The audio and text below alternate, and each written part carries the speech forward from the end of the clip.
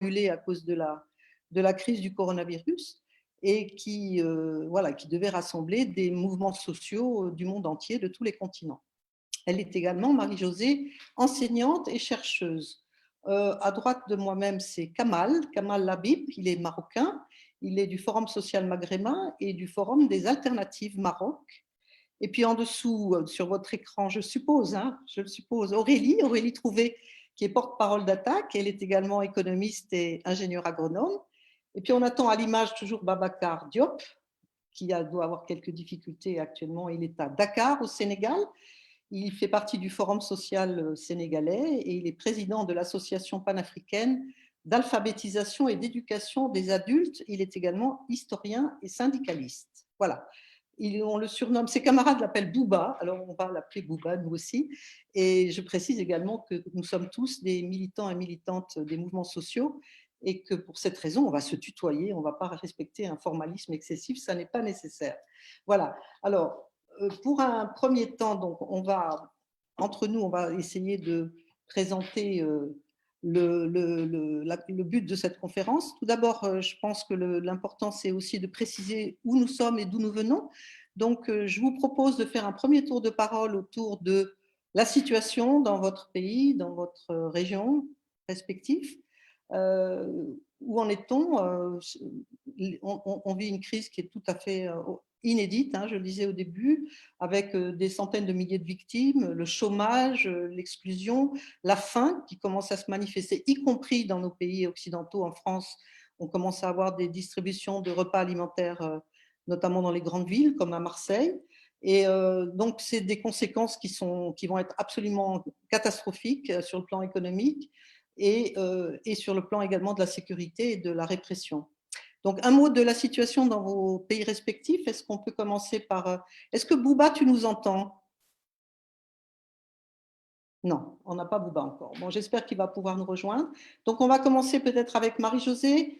Comment ça se passe chez vous au Québec? Oui, alors, petit portrait photographique rapide. Bon, on se fait abreuver de partout, on se fait littéralement noyer sous des statistiques, mais il faut quand même commencer par là. Alors, si on regarde ça de cette façon-là, bien, le Canada n'est pas, en fait, l'un des pays où les pertes humaines sont les plus importantes. N'empêche que ces pertes humaines, elles sont concentrées au Québec. Alors, c'est vraiment au Québec qu'il y a le plus grand nombre de décès. Et bon, les chiffres changent constamment, mais on en était à 1243 décès sur 2200, en date du 24 avril. Je sais que les chiffres vont encore augmenter au courant de la fin de semaine. Ces décès, ils se concentrent surtout à Montréal, dans les environs, et en particulier dans les CHSLD, ces centres de soins longue durée qui, je pense, ont fait déjà les manchettes un peu partout à travers le monde.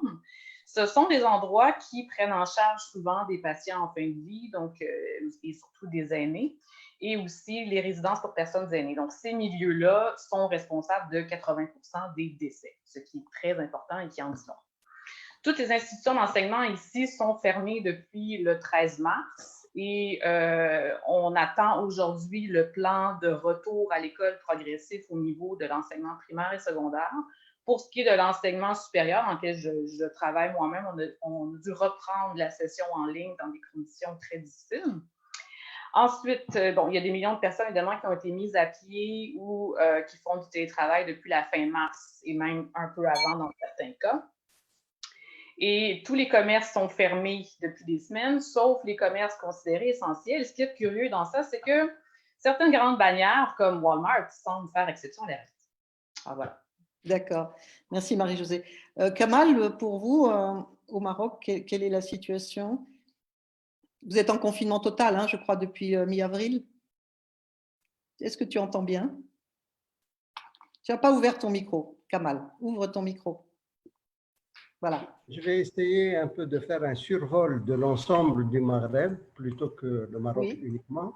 Oui, volontiers. Sachant que nous ne sommes pas dans des situations identiques et qu'il y a quand même toujours la guerre au Liban qui cache complètement la question de la pandémie, on ne la voit pas. Il y a une sorte de silence ou j'allais dire un peu de discrétion sur la Mauritanie, mais au lieu que la question de la pandémie rapproche les Maghrébins, il s'avère qu'en fait, il n'en est absolument rien. Or, une des revendications à laquelle que nous n'avons cessé de proclamer, c'est l'unité justement de ce Maghreb. On aurait pensé que face à la pandémie, il y aurait des actions concertées entre les divers États pour qu'ils puissent effectivement faire face à cette pandémie. Il n'en est rien.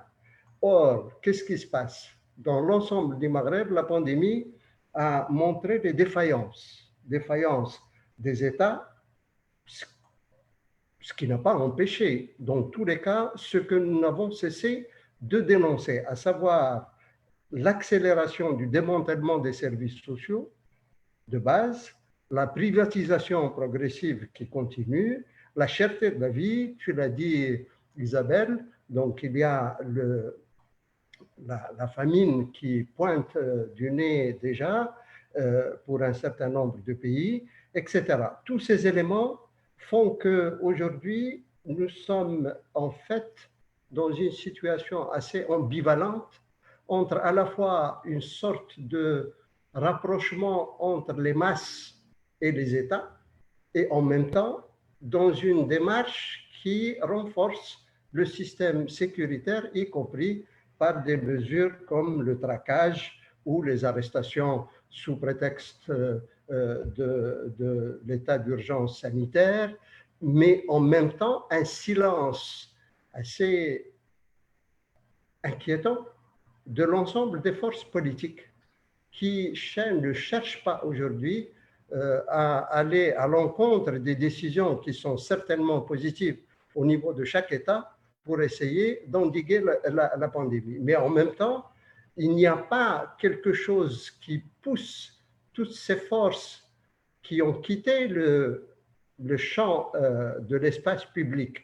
N'oublions pas que l'Algérie a arrêté son Hirak, qu'au Maroc, le Hirak s'est arrêté, que nous avions l'habitude de voir des manifestations au quotidien à la capitale marocaine, et que la Tunisie, il se trouve que aussi ça s'est arrêté. Ce mouvement social qui était très agité et très dynamique se trouve tout à coup confiné. C'est le cas dans bien des pays. Hein. Bien sûr, confiné, mais en même temps, il n'a pas la capacité encore aujourd'hui, je reviendrai peut-être tout à l'heure sur cette question, à développer une réflexion sur le post-confinement politique. On va en parler. Merci Kamal. Aurélie, ce manque de coordination entre les pays, nous on l'a vécu en France et en Europe surtout, avec une attitude assez lamentable de l'Europe qui n'a pas été fichue ni de venir en aide à l'Italie, notamment au début, quand l'Italie était très frappée par la pandémie. Et donc ce manque de coordination, on sait ce que ça signifie aussi au niveau du continent européen. Bonjour à toutes et à tous. Oui, puisqu'on a actuellement un refus complet d'un certain nombre de pays, qui bloquent toute décision, même de mutualisation, de toute mutualisation de gestion de la crise, en fait, quasiment. Donc bon, il y a des grosses discussions en ce moment, mais voilà, on se dirige plutôt sur une quasi non-coopération au niveau de l'Union européenne, ce qui poursuit en fait. Ce qui est dans la droite ligne de la crise politique et de l'échec politique de cette Union européenne. Voilà, je voulais peut-être revenir aussi sur quelques impacts de cette crise. Nous en France, on est à plus de 20 000 morts. On fait partie des pays très très touchés. On est en confinement depuis mi-mars. Alors c'est un confinement relatif, c'est-à-dire que certes les écoles sont fermées, mais en fait, comme le gouvernement n'a pas mis non plus la santé complètement devant l'économie, bien en fait, il y a plein de secteurs qui continuent le travail. Donc, on a à peu près la moitié des actifs en France qui travaillent encore, donc, et pas forcément dans des activités essentielles, et pour beaucoup, sans le matériel de protection nécessaire, matériel qui n'est même pas minimum, qui n'est même pas à disposition bien souvent des soignants. Il y a encore aujourd'hui même des soignants dans les hôpitaux qui travaillent sans masque et sans le matériel de protection. Et c'est sans parler d'autres activités. Et c'est tellement le cas que, par exemple, il y a eu une plainte des syndicats envers Amazon et que la plainte a abouti et que le tribunal a acté la semaine dernière, a demandé et a imposé à Amazon de respecter les conditions, et ce qui fait que des entrepôts Amazon ont dû fermer, quoi. Mais on est dans des conditions de travail des travailleuses et travailleurs, et en particulier des travailleuses. On est dans des conditions extrêmement précaires, et ce sont particulièrement les femmes qui sont en première ligne, les caissières, les soignantes. J'ai envie de dire aussi les enseignantes, parce qu'en fait, on se rend compte que l'enseignement à distance est extrêmement chronophage pour beaucoup d'enseignantes, et c'est aussi des métiers très féminins qui sont pour tous ces métiers-là, des métiers vitaux. On se rend compte qu'ils sont vitaux, ils sont essentiels, mais ils sont extrêmement mal payés en France, en particulier en France. Donc évidemment, il y a toute une prise de conscience d'une partie de la population du fait qu'on sous-paye. Donc on les appelle les héros du quotidien, hein, mais on les applaudit tous les soirs à 20h, les soignants en particulier, mais il n'empêche qu'ils continuent à être payés, à être sous-payés, et dans des conditions extrêmement extrêmement précaires, et en l'occurrence là, pendant la crise, sans le minimum de protection nécessaire pour éviter des contagions. Et il y a aujourd'hui une grande part des soignants qui sont contaminés. Hein, donc, oui. voilà. Y compris des victimes d'ailleurs, hein, quelques morts Ouais. parmi les soignants. On a beaucoup de mal à avoir Babacar qui ne parvient pas à nous rejoindre, donc pour le moment, on va se contenter de l'attendre. Je voulais préciser aussi pour tous ceux qu'on ne voit pas, celles et ceux qu'on ne voit pas à l'écran, mais qui nous écoutent à distance, ils ont la possibilité de poser des questions, notamment dans la deuxième partie de notre discussion, où on va débattre un petit peu autour des réponses que les mouvements sociaux peuvent apporter dans cette situation de la pandémie. Kamal, on va revenir un petit peu sur les réponses politiques qui sont apportées donc, au niveau du Maroc, mais du Maghreb aussi plus généralement peut-être. Tu as signalé les manifestations qui avaient lieu avant la pandémie, le Irak dans le Rif, par exemple, au nord du Maroc, et dans l'Algérie notamment. Est-ce que du côté des gouvernements, du côté des institutions, il y a des réponses à attendre, si ce n'est un renforcement de la répression, comme tu l'as dit tout à l'heure, mais quelles sont les réponses politiques que vous pouvez attendre? Oh mon Dieu, bien sûr, on pensait, peut-être à tort, puisque le résultat est là, qu'il y aurait quand même un geste politique important avec la libération des prisonniers du Hirak, c'est-à-dire les gens du mouvement social, justement, et qu'il y ait une deuxième démarche importante au regard un peu des priorités politiques que nous vivons dans la région, à savoir une certaine encore régularisation des migrants. La migration constitue un point d'achoppement politique important au niveau de la région et dans nos relations internationales, y compris, bien sûr, et principalement avec les pays voisins, mais aussi avec l'Union européenne. Ce qui pose le problème fondamental aujourd'hui, c'est que, en fait, nous sommes, au niveau des pays du Maghreb, en face d'une crise multiforme. Comment aujourd'hui donner des réponses, je ne sais pas, à la question des valeurs. Or, la montée des régimes et des gouvernements de droite ou avec un référentiel islamique, on l'a vu d'ailleurs pendant la pandémie, un certain nombre de mouvements islamistes ont contesté la fermeture des mosquées, sont sortis dans la rue. Donc il y a cette disons, ambiguïté ou ces éléments contradictoires entre à la fois la sauvegarde de l'individu et la vie de l'individu, et en même temps cette aspiration à contester un certain nombre de décisions étatiques qui restent posées pour nous autres démocrates et à laquelle nous devons trouver une réponse. La deuxième, c'est une crise des structures qui gèrent aujourd'hui la question du changement politique, que ce soit dans la nature de l'État lui-même, quel type d'État aujourd'hui nous souhaitons, mais en même temps, tout le problème des partis politiques et de leur fonction et leur fonctionnement et leur position et leur posture dans les relations à l'État et aux gens. et ce mouvement social qui est à la fois entre les ONG et un mouvement social éparpillé, éparse, multiforme, qui nous pose la crise des formes d'action. Principalement. Comment faire? Comment sortir du classique de la démocratie de représentation vers une nouvelle forme de démocratie, mais en même temps, ça pose le problème d'une révision à la fois de nos priorités et de nos alliances et de notre manière de fonctionner par rapport à la prise du pouvoir. Merci Kamal. Même question Marie-Josée. Alors vous avez un jeune fringant Premier ministre comme chez nous. Est-ce qu'on peut en attendre quelque chose? Quelle est la réponse politique actuellement au Québec? Bon, alors, qu'est-ce qui s'est passé depuis les dernières semaines? En fait, l'annonce de mesures de confinement a été rapidement suivie de la part du fédéral de l'annonce d'une aide d'urgence qui vise à donner un salaire de remplacement à tous ceux qui ont été mis à pied ou qui doivent cesser de travailler pour s'occuper d'un proche, par exemple leurs enfants. Alors, c'est une aide qui est offerte pour un maximum de 4 mois et qui, en fait, totalise le salaire de quelqu'un qui travaillerait à temps plein au salaire minimum.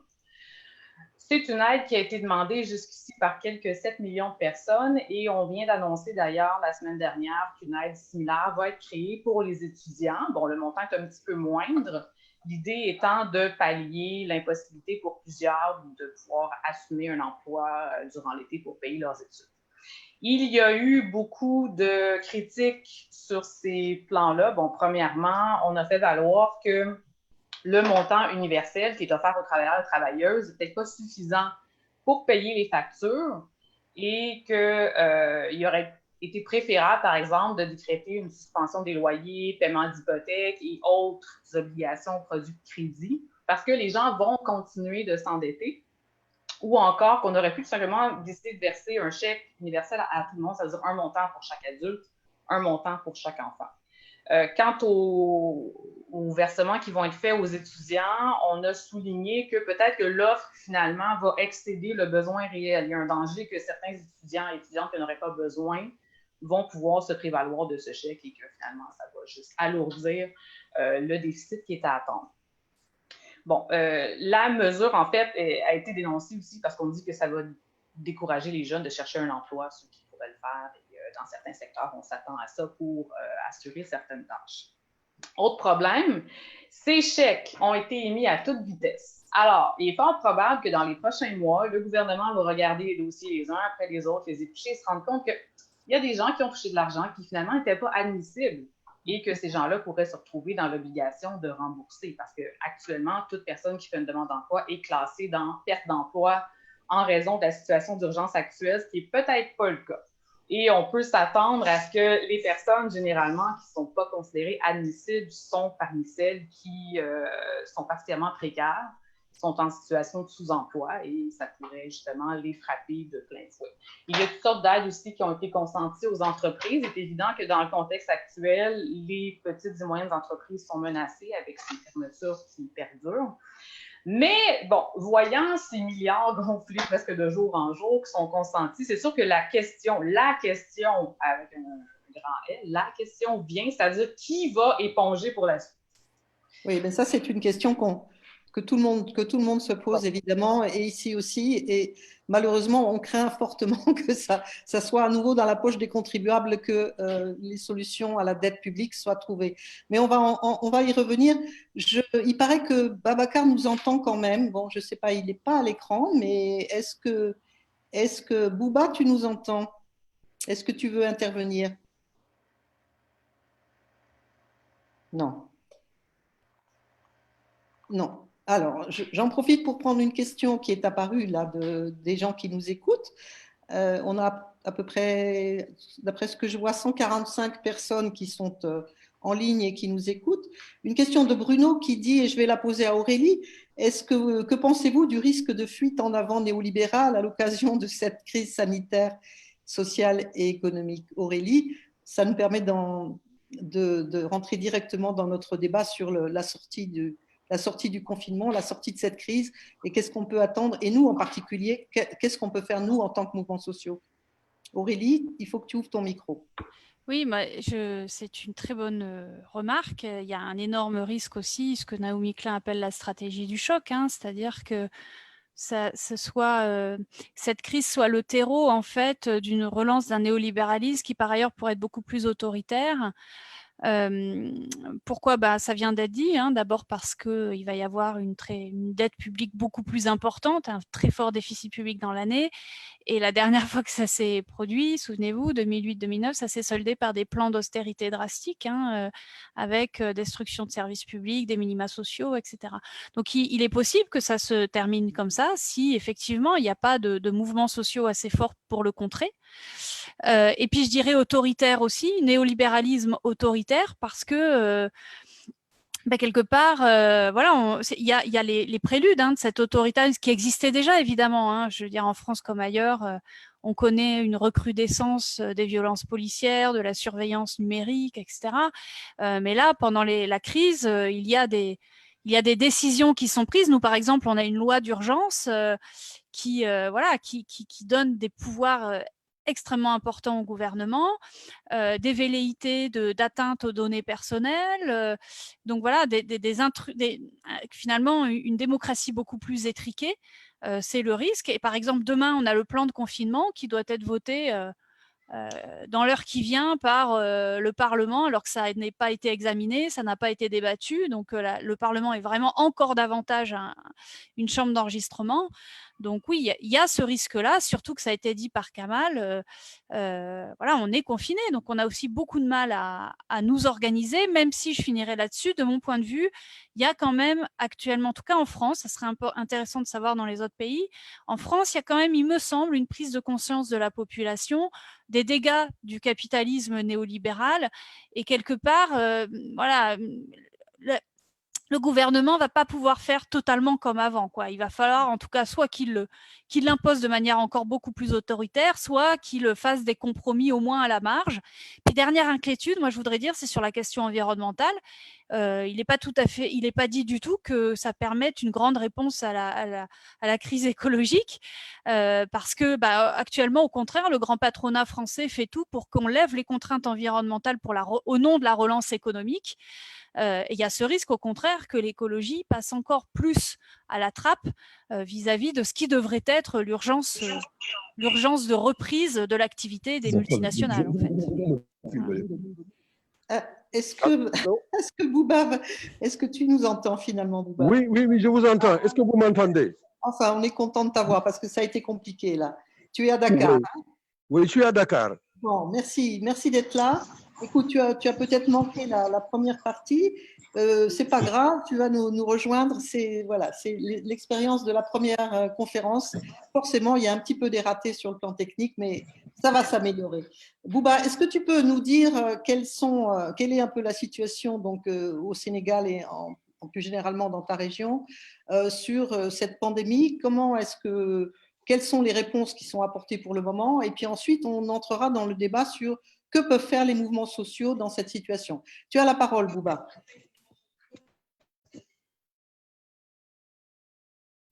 Ouais. On n'entend pas très bien. Est-ce que tout le monde peut Continue. On ne t'entend pas. Vous savez, l'Afrique, c'est la terre des origines. C'est un continent très vaste. On peut y mettre la Chine et d'autres pays asiatiques, les USA, une partie de l'Amérique, une grande partie de l'Asie. Alors, au moment où se tient cette conférence, notre Afrique est confrontée à beaucoup de fléaux. Le paludisme, avant-hier, on en a beaucoup parlé, c'était la journée internationale. Il y a 400 000 décès dans la majorité des Africains jeunes.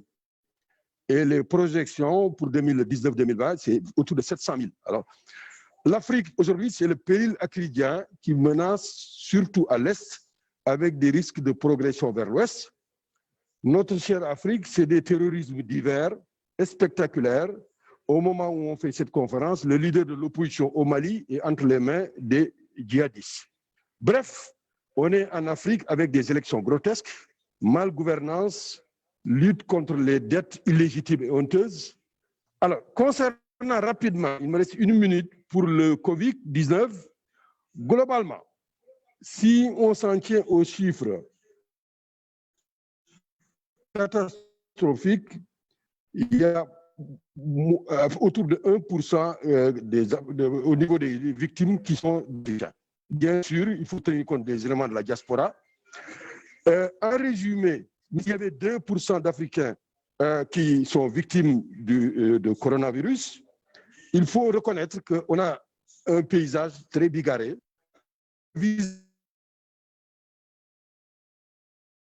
Voilà, on n'entend plus à nouveau.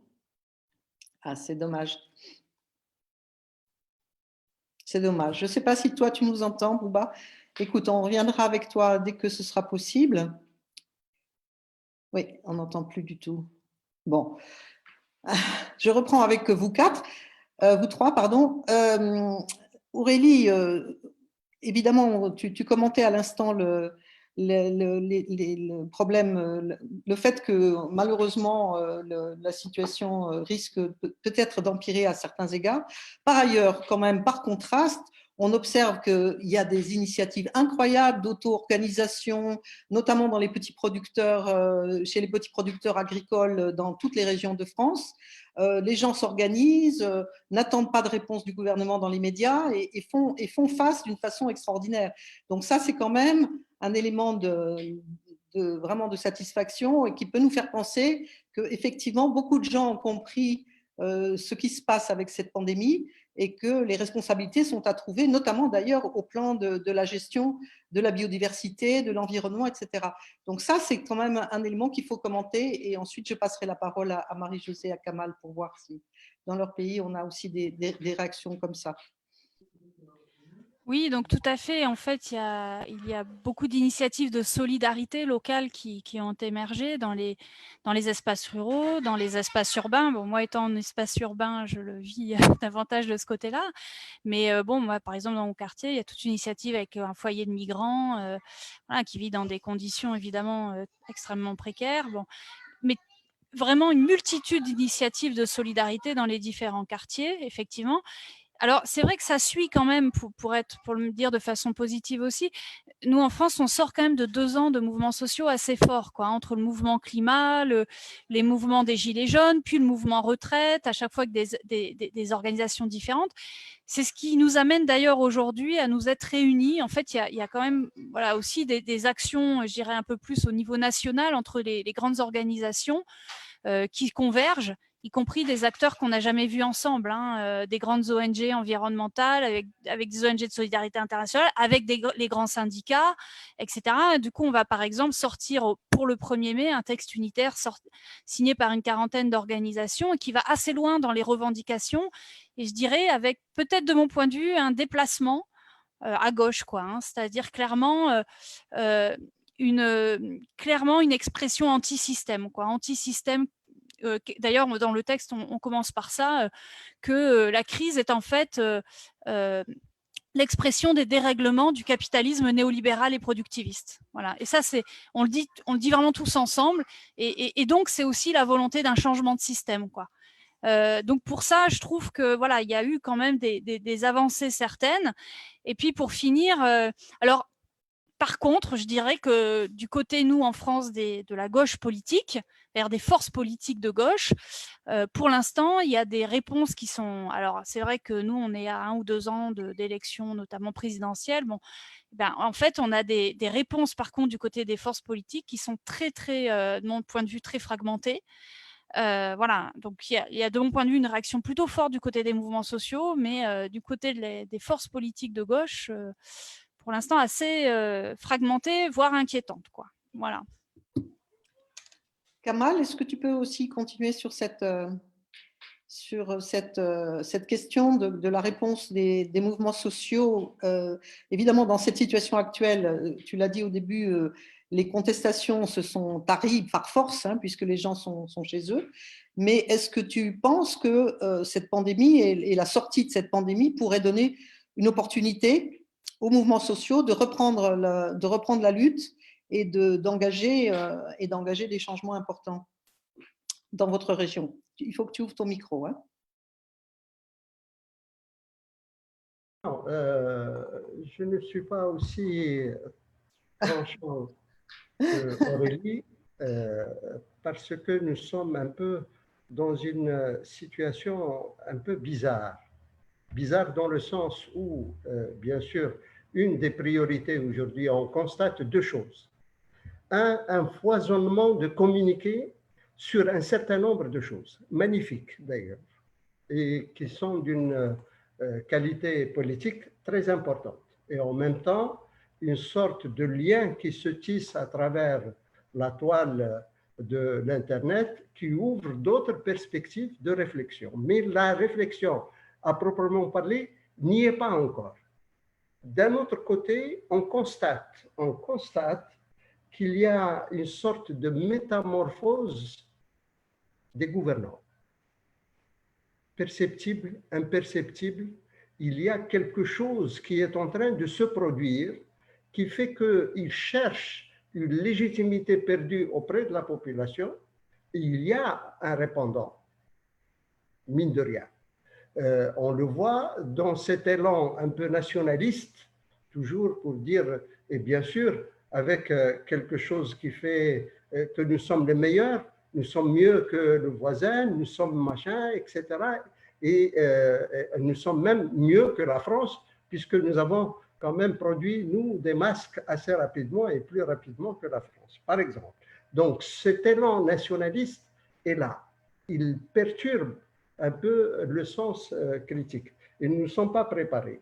Troisième élément, c'est que les démocrates et la gauche particulièrement, et je vois une des questions qui me dit, est-ce que la gauche ou les démocrates ne sont-ils pas appelés à changer eux-mêmes, à la fois leur discours et leur fonctionnement? Or, nous sommes et nous restons prisonniers du sectarisme, de croyances du passé, de la légitimité de la détention des années 70, de la répression, etc. Or, nous ne sommes pas écoutés avec des jeunes, une nouvelle génération qui a de nouvelles formes de participation, qui a une autre perception de la démocratie et qui est portée aussi par des valeurs qui ne sont pas celles de la gauche forcément. Donc, dans cette situation un petit peu paradoxale, comment aujourd'hui il est clair que le mouvement de solidarité est magnifique. Je suis en train de suivre un peu toute la distribution malgré le confinement et les gens qui ont établi des liens de proximité avec les plus démunis, y compris bien sûr les migrants sur lesquels je reviens et je redis qu'il faut régulariser les migrants. Il faut ouvrir un peu les centres de détention, particulièrement en Libye, c'est catastrophique, et il faudrait qu'on puisse le reconnaître. Une des priorités aujourd'hui, c'est leur citoyenneté à l'intérieur de nos territoires, là où ils sont. Il faut qu'ils puissent bénéficier des droits au même titre que les nations. Certains pays l'ont fait, hein. Le Portugal, par exemple, l'a fait. Et de nombreuses voix s'élèvent justement pour le réclamer dans nos pays. J'en profite puisque bon, on devrait pouvoir avoir Bouba finalement, mais par téléphone apparemment. Enfin bon, c'est en train d'essayer de se préparer. Je voulais vous relayer une question de Ahmed Bentaha Galaï qui pose la question suivante. D'une manière plus générale, comment le Forum social mondial, qui a déjà un diagnostic pertinent de tous les maux que le néolibéralisme cause à l'humanité, comment donc peut-il transformer cette pandémie en une nouvelle opportunité de mobilisation des forces sociales à travers le monde? Comment et avec quels outils? Je vous pose la question. Qui veut répondre? J'y vais. Vas-y, Kamal, vas-y. Commencez, puisque oui, commence. Galaï est un ami, il est membre du Forum social maghrébin, membre défenseur des droits de l'homme de longue date, et dans la Ligue tunisienne des droits de l'homme. C'est vrai que la pandémie offre une opportunité d'une rupture aujourd'hui, qu'il ne s'agit plus de rester dans le constat de l'analyse, du diagnostic qui est magnifique, qui a été fait par les mouvements sociaux depuis un peu toute cette 2 décennies que nous avons traversée et qui a été accompagnée par un mouvement social radical et large et magnifique à travers la planète sur un certain nombre de priorités et particulièrement sur la question écologique. Maintenant, il s'agit de savoir est-ce que nous sommes en mesure de prendre les leçons de la crise de 2008 et celles de la pandémie actuelle pour pouvoir sortir un peu de l'état du diagnostic vers une action. Quels sont les 3 enjeux, puisque le Forum social est là pour en débattre peut-être, les 3 enjeux fondamentaux auxquels nous sommes confrontés. 1, la démocratie, ça va de soi, c'est la première. On commence à se poser la question sur la France, qui a été la terre de la liberté. Aujourd'hui, est-ce que c'est un pays démocratique ou pas? Alors, a fortiori pour des régimes à la fois militaires en Algérie ou autoritaires au Maroc ou un peu bizarres en Tunisie et tribal ailleurs, etc. Comment aujourd'hui nous allons pouvoir débattre de cette question du pouvoir et comment nous allons essayer d'agir sur le pouvoir, voire de prendre le pouvoir. Dans quelle mesure ce débat aujourd'hui pour aller du boycott des élections vers une relocalisation un peu du pouvoir pour essayer de le prendre par le bas à travers des élections communales. Avec qui? Pas forcément nous, mais avec quelles alliances nous allons pouvoir faire ce genre d'opération et ne pas avoir la situation de Tunisie où c'est les mouvements sociaux qui ont fini par voter pour quelqu'un qui ne correspond pas forcément à nos valeurs ni à nos aspirations en termes de démocratie. Il va de soi que dans cette démocratie, la question d'égalité est fondamentale. Il n'y a pas à discuter là-dessus. Dans quelle mesure la femme pourrait éventuellement prendre réellement part au processus de cette démocratisation, mais c'est là un élément fondamental. Pour terminer, parce que je risque de ne plus reparler, il est question, bien sûr, aujourd'hui, de voir dans quelle mesure la deuxième priorité, le grand défi que vient de dévoiler la pandémie, c'est la question de la protection sociale universelle pour tous, pour toutes. Dans quelle mesure aujourd'hui nous sortirions de l'état classique néolibéral, machin, etc., vers un véritable état social qui prend soin de ses citoyens, quelle que soit leur nationalité. Et bien sûr, la troisième défi, on vient de le constater avec la pandémie, c'est que la nature a soufflé et que je ne sais plus dans quel texte j'ai vu ça, mais le mot d'ordre, la bourse ou la vie, peut-être d'un article d'un jeune d'attaque, la bourse ou la vie, soit on opte pour la bourse dans le sens financier du terme, soit on opte pour la vie et le bien commun et la démocratie et l'égalité de tous et de toutes. Merci Kamal. On va essayer on me dit que Bouba est enfin peut-être en ligne, mais par un téléphone satellite. Alors, je ne sais pas. Est-ce que Bouba, tu nous entends? Et si oui, est-ce que tu veux intervenir? Je peux dire un mot? Oui, vas-y. Allô? Vas-y. Tu peux parler. Vas-y, Bouba. Allô? Oui, vas-y, Oui, Bouba. on t'entend. Tu peux y aller. À propos des résistances et des mouvements sociaux, ce que je pourrais dire à partir de l'Afrique, c'est que, pour être concret, nous sommes pour une approche communautaire des problèmes.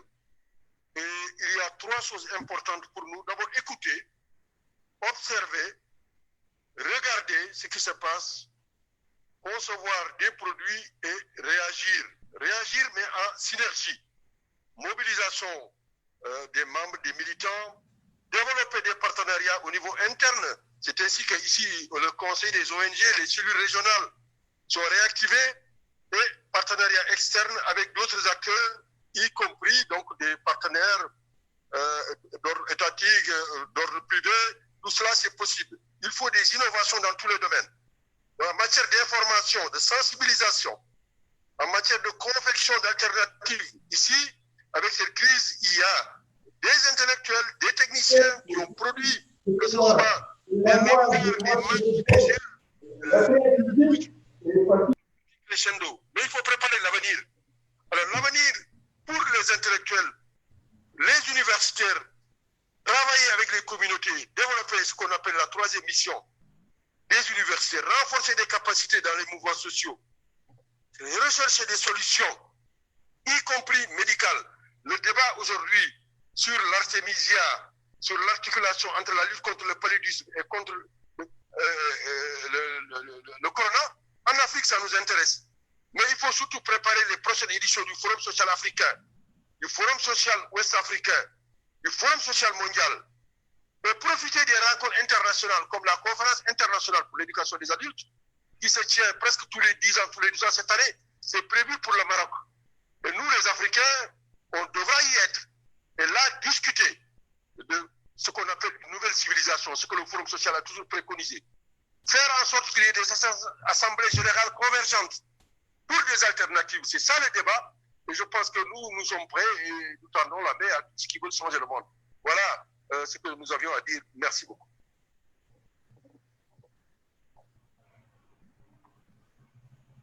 Apparemment, ça marche comme ça avec le téléphone satellite. Il y a une question que je voudrais vous relayer qui est assez générale et pas facile à répondre, mais elle vient de Mamadou Niang qui pose la question suivante. Que pensez-vous des nouvelles formes de refondation de la gouvernance tant mondiale que continentale ou régionale après la pandémie du Covid? Ici, je ne sais pas si certains d'entre vous ont pu lire ce texte. On a une juriste qui est assez connue en France, Monique Chemillé-Gendreau, qui a fait une proposition de réforme des Nations Unies, tout simplement, parce qu'il est évident que les Nations Unies, le fonctionnement des Nations Unies est totalement failli par rapport aux enjeux aujourd'hui du monde avec la globalisation. Et donc, est-ce que c'est une question à laquelle vous vous sentez d'apporter des éléments de réponse? Aurélie, peut-être? Ouais, j'ai peut-être élargir un peu le propos, parce que pour continuer sur ce que disait Kamal, l'importance de la solidarité internationale. Il faut voir qu'on est dans un contexte quand même où monte l'idée, y compris chez nos adversaires, chez les dirigeants de l'économie et de la politique, il monte l'idée que en fait, on pourrait effectivement partir vers une démondialisation. Le problème, c'est qu'une démondialisation peut très bien être un retour à des capitalismes nationaux au service des grands patrons de chaque pays, en fait. Et puis, ça peut même être surtout une démondialisation xénophobe où n'existe plus aucune mesure nulle part de coopération internationale et où on puisse continuer tout de même l'exploitation des pays des populations les plus pauvres. Donc ça peut très bien être voilà, une relocalisation qui ne soit pas du tout celle que l'on souhaite, un repli sur soi, une xénophobie, etc. Bon. Et donc d'où l'importance, en tout cas il nous semble, nous, dans le mouvement, parmi les mouvements sociaux en France, de vraiment porter de manière très forte l'exigence de solidarité internationale. C'est ce qui fait que dans le texte unitaire là, qui va sortir le 1er mai, on met en avant, par exemple, déjà comme exigence l'annulation de la dette des pays pauvres, à nouveau, et en particulier en ce moment, mais de manière générale également. On met en avant également le fait que, on rappelle que nos multinationales des pays riches exploitent les populations de travailleuses et travailleurs un peu partout dans le monde, de la même façon qu'on rappelle notre exigence de stopper la captation des ressources naturelles dans les pays du Sud.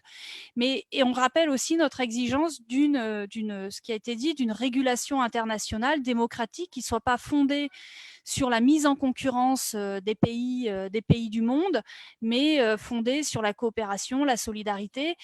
Par exemple, la réponse à l'urgence climatique, qui ne peut se faire qu'à ce niveau-là, ou évidemment aussi une lutte efficace contre l'évasion fiscale. Et puis, d'ailleurs, on rappelle aussi notre exigence d'une taxe sur les transactions financières qui soit instaurée à l'échelle mondiale pour qu'on ait aussi des fonds, par exemple, pour l'adaptation des pays à la crise climatique. Voilà, donc c'est simplement pour dire que je pense en tout cas, alors je ne sais pas si c'est le cas des autres pays, mais nous en tout cas, on a vraiment une attention particulière en France à cette question de la solidarité internationale, dans un moment où il pourrait y avoir, parmi nos adversaires, à droite et à l'extrême droite, des velléités de se servir de cette crise pour une démondialisation xénophobe et nationaliste. Merci Aurélie. Je vous pose une autre question sur le thème des migrations. Alors, on a un petit peu abordé tout à l'heure. C'est Pierre Vuarin qui pose cette question. Donc, quid de la situation des migrations? Est-ce qu'il faut régulariser 5 millions de migrants en Europe? Une tribune a été signée dans ce sens par des intellectuels français. En France, ça équivaut à peu près à 500 000 migrants. Et cela remplacerait les migrants temporaires de Roumanie, Bulgarie, Pologne, Espagne, mais aussi Tunisie, Maroc, dans l'agriculture en France, avec quelques situations conflictuelles. Êtes-vous sur cette position de régularisation de tous les migrants sans papier? Alors, je passe peut-être la parole. Aurélie me fait signe que oui, mais Marie-Josée n'a pas eu l'occasion de répondre plus globalement. Marie-Josée, est-ce que tu souhaites intervenir? Après, on verra peut-être avec Kamal. Non, je ne vais pas passer mon tour si je vais attendre. D'accord. Kamal, sur la question des migrants? Je dis oui, ça va de soi. Tout simplement, tout bêtement. Qu'est-ce que ça représente en termes de pourcentage? Rien du tout. Il s'agit de savoir que les migrations à l'intérieur sont beaucoup plus importantes que ce que nous vivions aujourd'hui en termes de migration en direction de l'Europe. Et les migrations interafricaines sont tout aussi importantes, et ce que l'Europe, en termes de migration, ne représente absolument rien du tout. Que dalle. Il faut les régulariser, point final. Il faut, s'ils ne sont pas régularisés, le minimum, strict minimum, c'est qu'ils puissent être dignement traités et qu'ils puissent avoir l'accès aux droits. Et sur ce point, nous serons intransigeants en termes de dénonciation ou de manifestation et ou de réclamation vis-à-vis de nos États au sud, parce que le problème se pose aussi au sud, pour que ces migrants et migrantes puissent avoir leurs droits pleins et sans réserve. Ouais, si je peux compléter là-dessus, en fait, il me semble, l'idée, c'est en fait que d'un côté, il y a une régulation, une protection vis-à-vis des échanges de biens et de services et de capitaux, mais par contre, une libre circulation des personnes et des connaissances dans le monde. Et je crois que c'est l'inverse de ce que prône le capitalisme néolibéral et xénophobe et postcolonial. Et voilà. Et je dirais plus que ça, c'est non seulement libre circulation, non seulement régularisation, mais évidemment libre installation des migrants. Et aujourd'hui, je pense qu'une très grande partie, en tout cas de la gauche et du mouvement social en France, est sur cette position, quoi. Est-ce qu'on a Bouba qui pourrait peut-être intervenir à nouveau? Est-ce que c'est possible? Voilà, merci beaucoup. En fait, c'est une très bonne question et réponse à 3 niveaux. D'abord, pour le nouvel ordre mondial, nous sommes pour. L'Afrique se bat pour avoir, comme les autres puissances, le droit de veto. C'est pas normal qu'on continue de vivre comme si on venait de sortir de la Deuxième Guerre mondiale. Alors, on se bat en Afrique pour avoir les États africains unis. C'est le combat que les mouvements sociaux mènent. Ça signifie qu'il faut d'abord compter sur soi, mobiliser les principaux concernés pour qu'on soit respecté.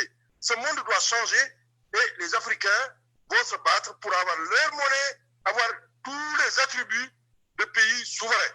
Au niveau continental, ça ne sera pas facile, mais c'est ça qui va changer la donne. Deuxième chose, l'annulation de la dette. Je suis d'accord avec les camarades. On se bat pour l'annulation de la dette illégale, illégitime. Et on est pour maintenant le troisième niveau, les migrations. On est pour la liberté de circulation des peuples. C'est pas normal que le capitaine puisse migrer comme il veut, alors que les populations ne peuvent pas se déplacer. C'est de la duplicité qu'il faut arrêter. Et donc, il faut se battre. Il faut se battre que les populations puissent se déplacer. Nous, en Afrique, on est heureux de voir que pendant l'hiver, les oiseaux quittent l'Europe et l'Amérique viennent en Afrique. Alors, quand le climat change, ces mêmes oiseaux n'ont pas besoin de visa. Alors, nous, les êtres humains, on se pense les plus intelligents. Alors, ce n'est pas le cas. Il faut regarder ici en Afrique, on a beaucoup d'îlots où les oiseaux quittent l'Amérique, quittent l'Europe et viennent ici en Afrique. Et quand il fait très bon là-bas, les oiseaux retournent. Donc, mon Dieu, on doit changer de paradigme. On doit libérer les populations, leur permettre de circuler. Bien entendu, il faut éduquer, il faut dissuader, mais il faut que l'humanité se retrouve. C'est ça le message qui vient d'Afrique. Merci beaucoup. Oui. Bouba, je prolonge la question. il y a de plus en plus de voix en Afrique qui prônent un développement endogène, c'est-à-dire basé sur les ressources propres de l'Afrique et non plus qui s'inspirent des modèles occidentaux de développement. Est-ce que tu veux prolonger un petit peu cette discussion là-dessus? Que les modèles de développement.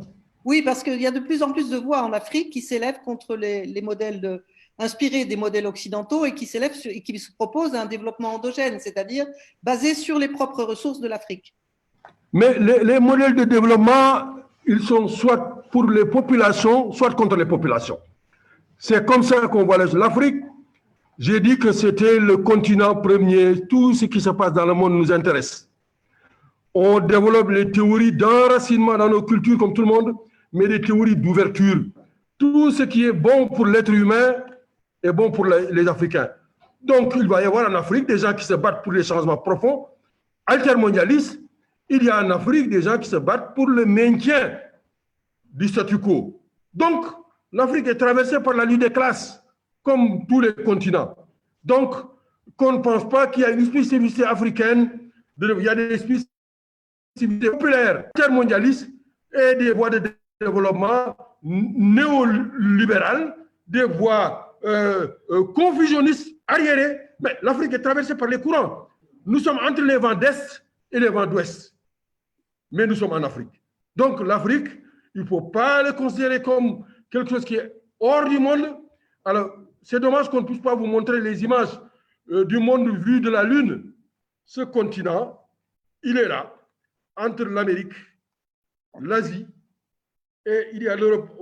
Tout ce qui se passe dans le monde se répercute chez nous. Tous les grands empires dans le monde ont eu un pied en Afrique. On veut la suppression des bases militaires non africaines. Ça, c'est des questions importantes. Ce combat, c'est ce combat qui aide les peuples du monde.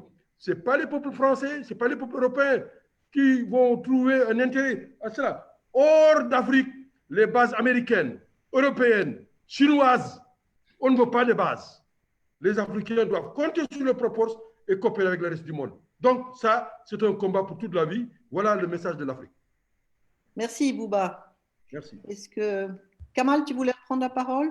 Rapidement, simplement, comme en termes d'information, c'est qu'il y a chez nous au Maroc une commission qui est en train de travailler sur le modèle de développement.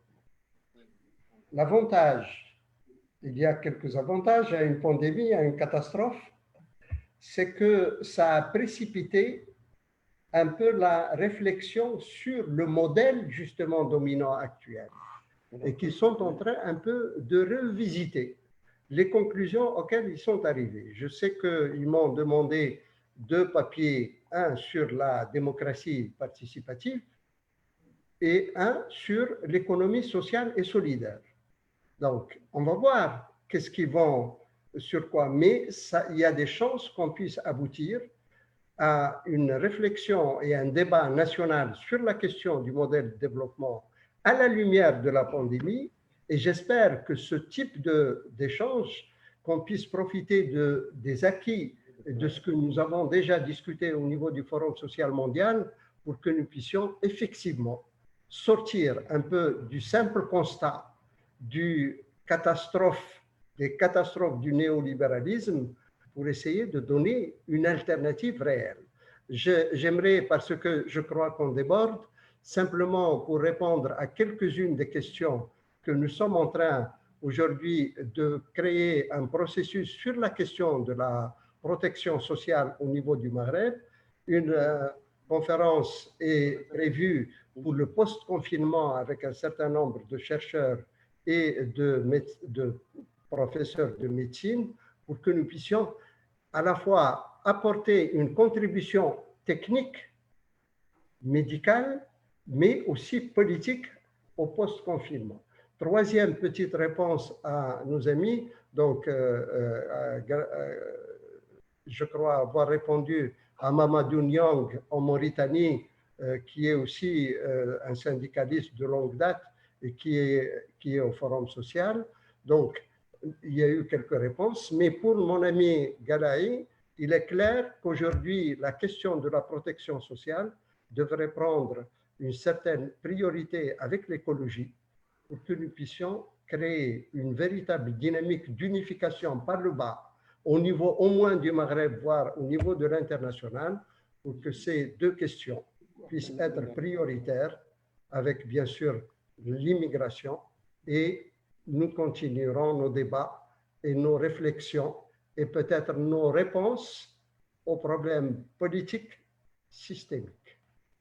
Merci Kamal. Tu disais qu'on déborde, on a débordé très très légèrement et on va aller jusqu'à 7h05. Voilà, parce que de toute façon, on a commencé un petit peu en retard, donc on tiendra quand même nos 60 minutes. Je voudrais vous donner à tous la possibilité d'un mot de conclusion tout de même et dire avant qu'on se retrouvera déjà lundi prochain à la même heure pour un débat, je ne sais pas encore, mais je sais qu'il est prévu au moins un débat sur l'immigration et probablement aussi un sur la dette. Donc, on aura l'occasion de se revoir avec d'autres intervenants éventuellement également.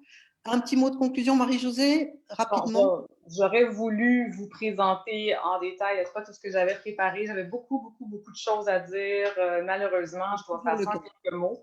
Alors, je vais juste peut-être accrocher sur le slogan autour duquel on avait convié à Montréal, n'est-ce pas, en mai, tous ces participants qui venaient du monde entier, tous ces groupes qui venaient converger pour nous présenter ce qu'ils font concrètement, ces réflexions qui sont déjà en train de créer l'utopie. Parce que notre titre était « Construire l'utopie ».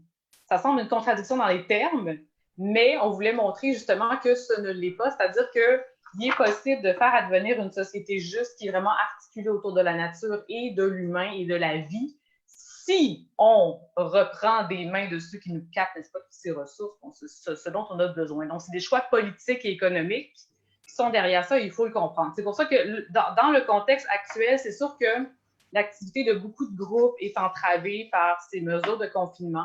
Sauf que comme on fait aujourd'hui, on voit qu'il est possible de s'organiser, n'est-ce pas, sur plateforme électronique, reprendre l'activité politique dans le monde concret, n'est-ce pas, dès que possible. Et je pense que le fait justement que, vous voyez, tous ces groupes qui sont victimes d'injustice et de mépris des droits, tous ces groupes fragilisés, sont souvent ceux qui subissent le plus de plein fouet les conséquences de la crise actuelle et de la crise à venir.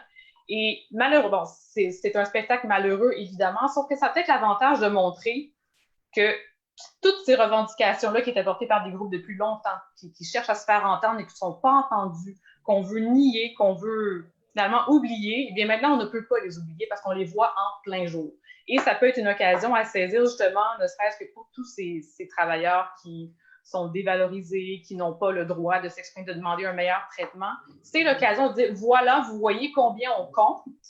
Et ces personnes-là ont toute la base nécessaire pour commencer à créer, je crois, pierre par pierre, cette nouvelle société. Et si on réussit à créer une convergence entre les groupes qui étaient déjà en lutte, ces personnes qui se battaient aussi sur le plan de la pensée, et ces gens qui peuvent s'organiser aujourd'hui vraiment sur la base de la vie quotidienne, et on peut vraiment en arriver à un mouvement qui va prendre de l'ampleur et qui peut espérer avoir quelques fruits qui peuvent nous conduire plus loin par la suite. Et j'insiste, je pense, sur la nécessité plus que jamais d'une solidarité réelle, solide au niveau international. Et encore une fois, les plateformes numériques nous permettent maintenant d'aller un peu plus loin en ce sens-là. Merci Marie-Josée. Aurélie, un petit mot de conclusion? Et ensuite Bouba. Très rapidement. Non, pour finir, donc moi je disais, je pense qu'en fait les rapports de force vont se tendre parce que parce que d'un côté il y a une prise de conscience quand même, je pense, d'une grande partie de la population des dégâts de ce capitalisme néolibéral, productiviste, voilà, et avec ça a été dit d'ailleurs, hein, avec une certaine forme de colonialisme qui se poursuit, d'exploitation de nombreux peuples, et du coup on a cette prise de conscience. Face à ça, on a des gouvernements qui sans doute vont aussi, pour s'imposer, vont devoir être encore plus autoritaires, encore plus brutaux. Ça va tendre les rapports de force, mais voilà, je pense que face à ça, il est extrêmement important qu'on ait une réponse d'abord internationale, et pas, surtout pas une réponse, des réponses nationalistes et voilà. Donc une réponse nationale, et je pense que la question de la relocalisation sera centrale, mais une relocalisation qui soit une relocalisation solidaire, une relocalisation écologique, ça a été dit, et une relocalisation qui permette aussi de restaurer la souveraineté des peuples dominés, et ça rejoint aussi ce que disait Babacar juste avant. Bouba, tu veux ajouter encore un petit mot? Profitons. Voilà, merci. Trois choses. D'abord, il faut aller au fond du débat. Il faut qu'on sache ce qui s'est passé réellement, ne serait-ce que par respect vis-à-vis des personnes innocentes et de leurs parents. Et là, c'est un message aux chercheurs, aux universitaires. Il faut qu'on sache ce qui s'est passé réellement. Ça, c'est un problème très sérieux. Deuxième chose, il faut agir et changer de paradigme. Et ça concerne les gouvernants, les syndicalistes, les partis politiques à travers le monde. Il faut changer de paradigme. On va vers la catastrophe avec ce néolibéralisme catastrophique. Et troisième et dernière chose, il faut des alternatives au plan médical, au plan économique, au plan politique, au plan social, au plan écologique. Et là, c'est notre affaire, la société civile globale. Voilà les trois choses que nous voulons lancer à partir de l'Afrique. Nous vous remercions. Et à Merci, bientôt, à lundi prochain. Merci. Merci à toi. Kamal, un dernier mot? Ton micro n'est pas ouvert. Non, le dernier mot qui reste à l'ombre aujourd'hui, c'est vrai que nous avons besoin quand même de réponses nationales, pas nationalistes, c'est clair, que nous avons besoin de réponses au niveau de la région. Le Maghreb n'est pas quelque chose, une création de l'esprit, c'est une histoire impérative et nécessaire et qu'il faut absolument gagner. Il est clair aussi que tout ce que nous vivons en Libye ou au Liban ou au Yémen ou ailleurs, en Irak, en Syrie, etc., autant d'éléments dans lesquels nous sommes dans cette corne de violence et de guerre, sans compter que nous n'avons pas dit un seul mot sur quelque chose de fondamental qui est là, à savoir le terrorisme, porteur aussi de valeurs qui ne sont pas les nôtres, mais qui nous pend sur la tête comme épée de Damoclès et dans lequel nous sommes obligés de donner un certain nombre de réponses. Votre dernier mot, c'est que le débat est ouvert pour que nous puissions effectivement faire une rupture sur la question politique pour savoir comment interférer, agir sur les décisions qui concernent les citoyens et les citoyennes. Je ne veux pas rentrer dans les détails de tout ce que nous partageons tous ensemble, que ce soit l'égalité, que ce soit la démocratie, que ce soit la dette, etc. Autant d'éléments que nous ne pouvons pas réaliser si nous ne pouvons pas directement nous impliquer dans le pouvoir de décision. Merci. Merci Kamal. Eh bien, écoutez, on va s'en arrêter là. Je vous remercie tous, également tous ceux que nous ne voyons pas, mais qui étaient la centaine de personnes qui ont écouté cette discussion, et leur dire que nous allons nous retrouver lundi prochain à la même heure pour un nouveau débat. Il y a quelqu'un qui nous demande d'inclure l'Amérique du Sud. Alors, je précise qu'il y aura également des conférences multilingues. La première aura lieu jeudi prochain, avec des intervenants qui parlent précisément l'espagnol, l'anglais, etc. Donc, avec une petite difficulté puisqu'on devra traduire avec des interprètes, mais tout ça est en train de s'organiser. Donc, je donne rendez-vous à tous ceux qui le souhaitent jeudi prochain et puis lundi prochain pour nos conférences en français. Au revoir, merci beaucoup. Au revoir à tous. Merci beaucoup et toutes nos excuses pour tout est bien. C'est pas grave, c'est pas grave. Voilà. Il faut attirer les leçons pour la semaine prochaine.